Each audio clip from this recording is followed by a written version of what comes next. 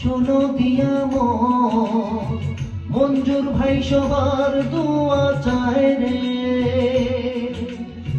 শিবপুরবাসীগণ শোনো দিয়া মঞ্জুর ভাই সবার দোয়া চায় রে।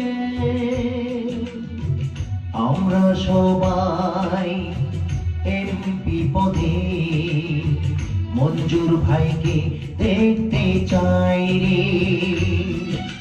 বলো সবাই বলো, ধানের শীষে ভোট দিতে